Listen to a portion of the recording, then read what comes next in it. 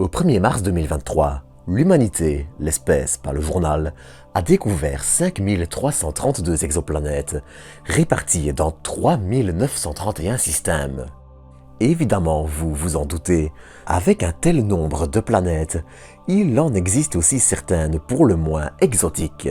Entre des planètes bien trop grosses et des qui ne tournent pas rond du tout, quasiment au sens strict, on peut dire que l'univers continue de nous jouer des tours en nous faisant découvrir des mondes parfois complètement halus, attendez la suite, sinon. Pour aujourd'hui, je vous propose de découvrir ensemble quelques-uns de ces mondes parfois aux frontières de l'impossible et qui, malgré de possibles explications dont on reparlera, sont parfois à la limite ou la dépassent complètement de notre compréhension.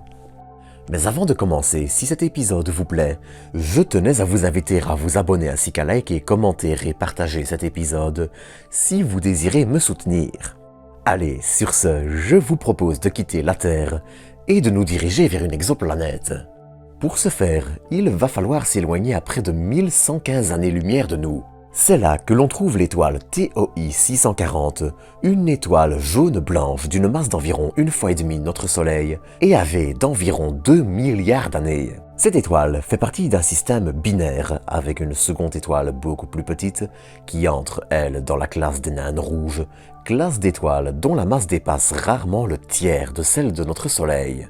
Mais autour de l'étoile principale, TOI 640, on trouve surtout une exoplanète, TOI 640b.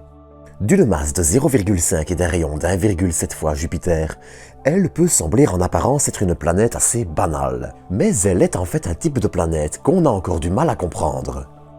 Je m'explique, mais pour ça, une petite parenthèse s'impose.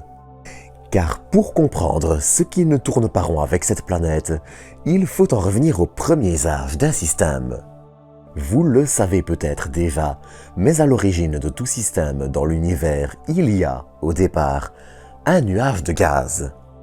Ce nuage va commencer à s'effondrer sur lui-même et en son centre, là où la matière est plus dense, va se former une étoile. En même temps que le nuage s'effondre, le mouvement engendré par l'effondrement va tout doucement créer une rotation qui va par la suite aplatir le système alors que les premières poussières et cailloux se forment. Ainsi, un système planétaire a toujours une forme comparable à un disque. Bon, dans les faits, plein de petits cailloux se retrouvent catapultés par les planètes sur des trajectoires totalement différentes et certaines planètes naines ont parfois une orbite bien plus inclinée que le plan du système. En témoigne par exemple Pluton chez nous.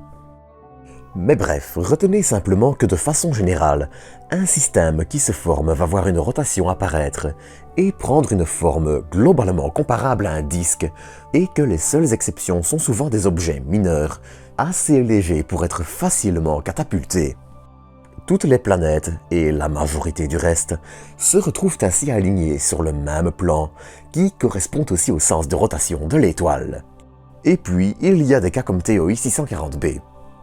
La planète orbite en effet autour de son étoile en seulement 5 jours, à 0,06 unités astronomiques d'elle, une unité astronomique correspondant à environ 150 millions de kilomètres.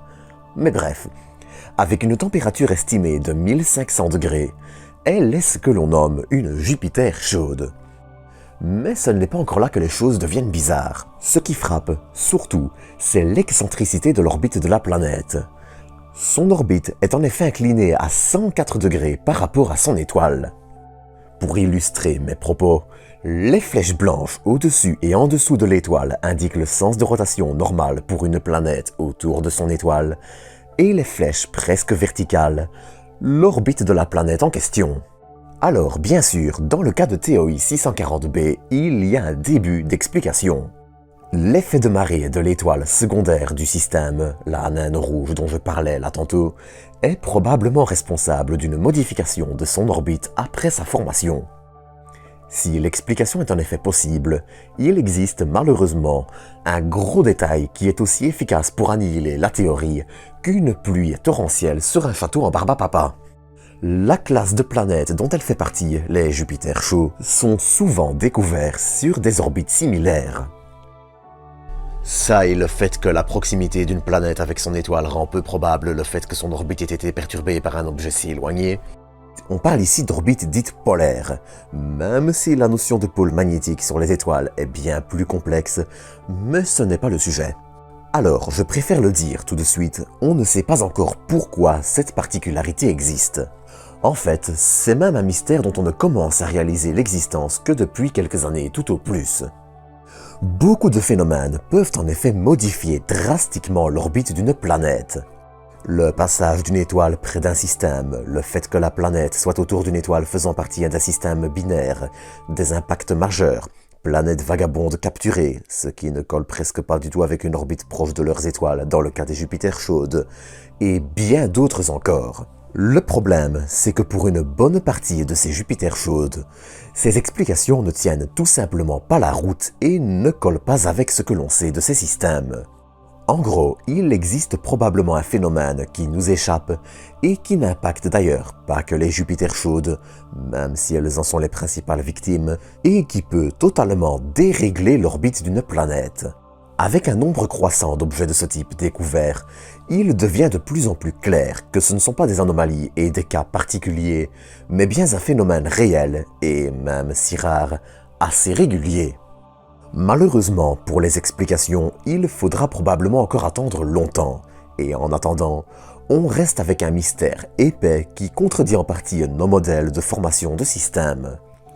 Un peu comme avec la seconde planète dont je voulais vous parler. Située à environ 280 années-lumière de nous, soit environ 17,6 trillions de bananes, laissez-moi vous présenter l'étoile TOI 5205, petite naine rouge d'une masse du tiers de notre Soleil.